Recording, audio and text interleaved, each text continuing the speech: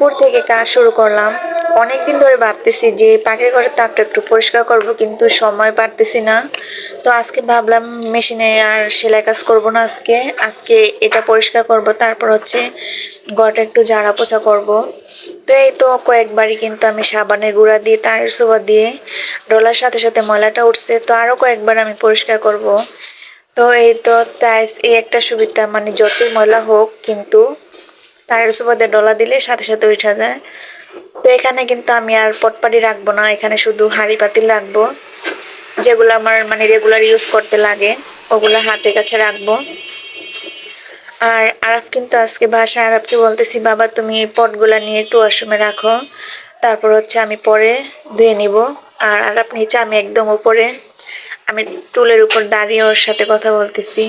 তো এই তো ভালোভাবে এখন একটু গেঞ্জির তেনা দিয়ে তারপর হচ্ছে ভালোভাবে মুছে নিতেছি। এটা শুকানোর পরে তারপর হচ্ছে আমি একটা, আজকে আমার পুরাটা ঘর একদম এলোমেলো হয়ে রয়েছে, তো এগুলো আমি সব কিছু পরিষ্কার করব আর সবকিছু ধোয়ার জন্য নামাইছি।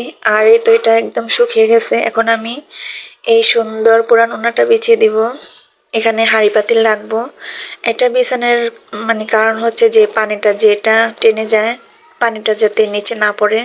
তো এটা আমি প্রতি সপ্তাহে উঠিয়ে ধুয়ে ফেলবো গরম পানি দিয়ে। তো এইটা হচ্ছে সুবিধা। তো এখানে কিন্তু আমি হাঁড়ি পাতিল রাখবো। আসসালামু আলাইকুম, সবাই কেমন আছেন? আলহামদুলিল্লাহ, আল্লাহর অশেষ রহমতে আমরাও ভালো আছি। তো এই তো বিছানার পরে এখন আমি এই হাঁড়ি পাতিল গুলা রেখে দিছি। এগুলো আমার মানে দৈনিকই লাগে।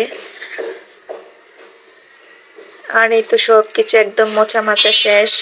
আর এই বয়ামগুলা কিন্তু দিয়ে রাখছি, সামনে যেহেতু জলপির আচার দিব, তো তখন লাগবে।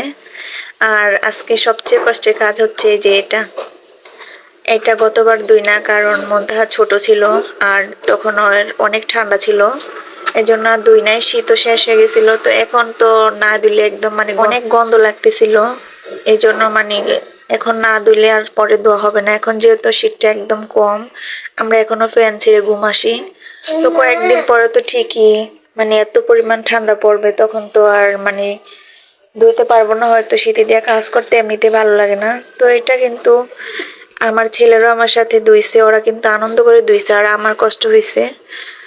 আর শোকেসের উপরে এত হাঁড়ি পাতিল ছিল, এগুলা সব আজকে হল ছাদের উপরে রাখছি।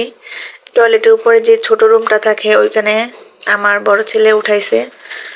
আর শোকেসটা এখন একটু হালকা লাগতেছে। আর এই তো ব্লেন্ডার, তারপর হচ্ছে আয়রন, তারপর হচ্ছে ছোট হটপট, আরো কয়েকটা পট পাটি মানে এখানে রাখবো। এখন ওয়াশরুমের পটগুলা ধুইলেই আমার কাজ শেষ হয়ে যাবে আজকের মতো। তো সবাই ভালো থাকবেন, সুস্থ থাকবেন, আল্লাহ হাফেজ।